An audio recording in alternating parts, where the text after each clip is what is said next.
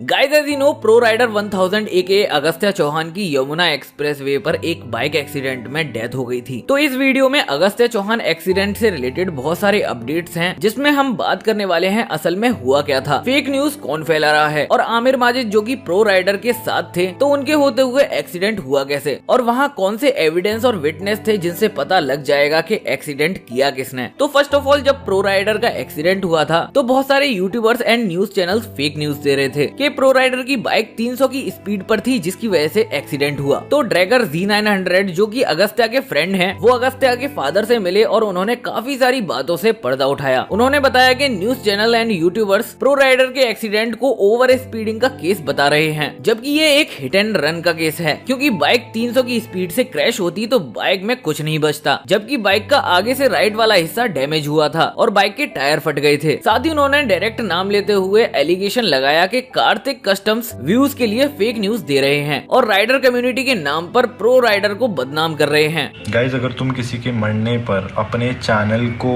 दोबारा सही करने का सोच रहे हो, और वो भी देखो उसको इतना पता था, देखिए उसको मरे हुए 4 घंटे में नहीं हुए, ठीक है।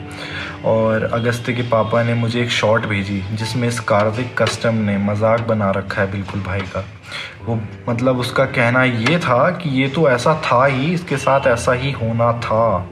साथ ही वो बताए कि एक ट्रक ड्राइवर विटनेस भी था जिसने एक्सीडेंट पॉइंट से आगे टोल प्लाजा पर सारा इंसिडेंट बताया। सो गाइस, हमें ट्रक वाले से तो ये सुनने को मिला है जो टोल पर आगे गया था, जिसने बताई थी चीजें, कि उसने ये बताया कि 2 बाइक्स थी, एक व्हाइट कलर की एक ग्रीन कलर की, ज्यादा स्पीड में नहीं थी, सिर्फ 100 की स्पीड पे थी, जो कि हाईवे पे ही स्पीड लिमिट आपकी 120 के ऊपर है, शायद 120 है, तो मतलब स्पीड लिमिट के अंदर थी। ट्रक वाले ने साफ साफ बताया।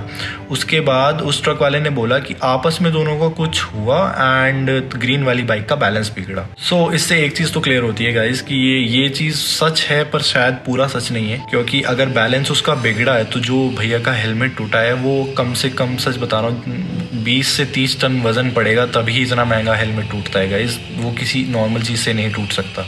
भैया की बॉडी पर और कहीं भी कोई भी चोट नहीं है, सिर्फ और सिर्फ हेलमेट टूटा है, उसकी वजह से सिर्फ दब गया था ये वाला एरिया पूरा अंदर को, सिर्फ ये हुआ है। तो जैसे कि प्रो राइडर 1000 मोटो व्लॉगिंग कर रहे थे तो उनके फ्रेंड ने बताया कि जब वो राइड पर निकले थे तो उनके पास 3 कैमरे थे, जिसमें से 2 गोप्रो थे और एक 360 था। पर जब पुलिस को डेड बॉडी मिली तब वहाँ पर सिर्फ एक बंद कैमरा मिला और बाकी के 2 कैमरे गायब थे। जिस भी आदमी पर वो कैमरा है, हमें आपसे कैमरा नहीं चाहिए, हमें आपको आगे नहीं लाना, हमें कुछ भी आपको चोर नहीं ठहराना, कुछ नहीं, हम आपको कुछ नहीं कह रहे। उनके पापा की बस ये रिक्वेस्ट है कि आप फेक आईडी बनाओ, आप कुछ भी बनाओ, आप कैसे भी करके वो क्लिप हमारे तक भेज दो, जिसमें ये क्लियर हो जाएगा कि उसको किसने टक्कर मारी है। और अब बात करते हैं आमिर माजिद के बारे में। तो जिस दिन एक्सीडेंट हुआ था आमिर माजिद अगस्त्या के साथ थे, तो सभी लोग ये बोल रहे थे कि तुम दोनों के बीच में ही कुछ हुआ था जिसकी वजह से ये एक्सीडेंट हुआ है। सो रिसेंटली आमिर माजिद अपनी वीडियो में पूरा किस्सा बताए और साथ में अपनी बाइक भी दिखाए कि अगर उनका झगड़ा हुआ होता या उन्होंने हिट किया होता तो बाइक पर कुछ स्क्रैच तो होता, पर बाइक तो बिल्कुल ठीक ठाक थी। और साथ ही आमिर माजिद UK07 राइडर को टारगेट करते हुए बोले कि अनुराग डोभाल आज तो रेस्ट इन पीस मेरे भाई करके स्टोरी डाल रहे हैं, जबकि पास्ट में अगस्त्या को UK07 राइडर की वजह से ही बहुत सारी प्रॉब्लम्स को फेस करना पड़ा था। साथ ही वो अपनी वीडियो में इंसिडेंट का अपना वाला वर्जन बताए, और अगर आपको वो वीडियो देखनी है तो डिस्क्रिप्शन में लिंक है, आप जाके देख सकते हैं। और अब बात करते हैं एविडेंस के बारे में। तो भाई जिसके पास भी वो कैमरे हैं तो भाई कैसे भी करके उन फुटेजेस को उनके फादर तक पहुंचा दो, तो जिसकी वजह से भी ये एक्सीडेंट हुआ है